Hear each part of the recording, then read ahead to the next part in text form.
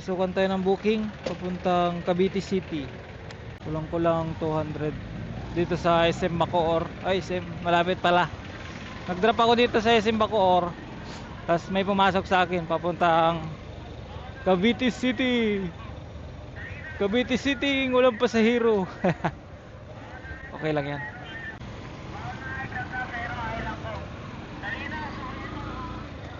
Kaso ang pick up kulang-kulang 2 kilometers layo. Okay lang yan, laban.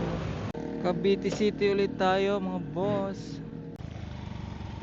Ngayon natin tayo dito sa may plaza ng Cavite City. Pag mga ganito dito sa Cavite City, buenas mo na lang kung makakuha ka ng pasahero mo pabalik. Ganda dito.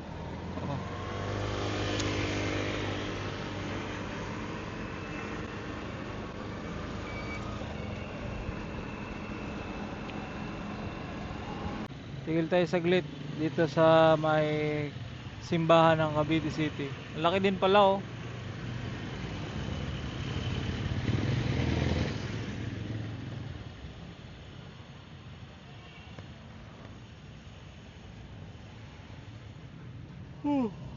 Laki.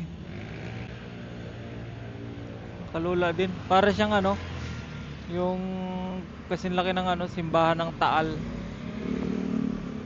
Pero yung sa Taal bukod sa malaki na yun, antik na.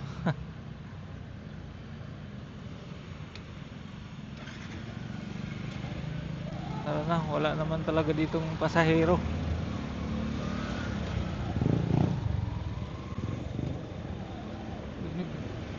Nung unang punta ko dito nung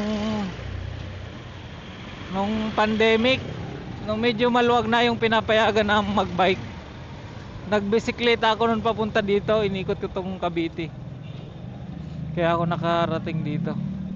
May pumasok na booking. Nakabingwit Cavite State University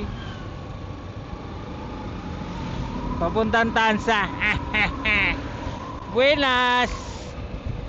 Saan yun? Dito yun.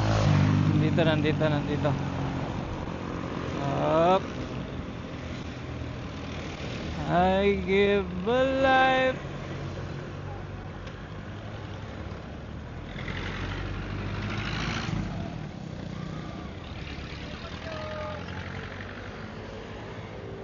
Pangalan?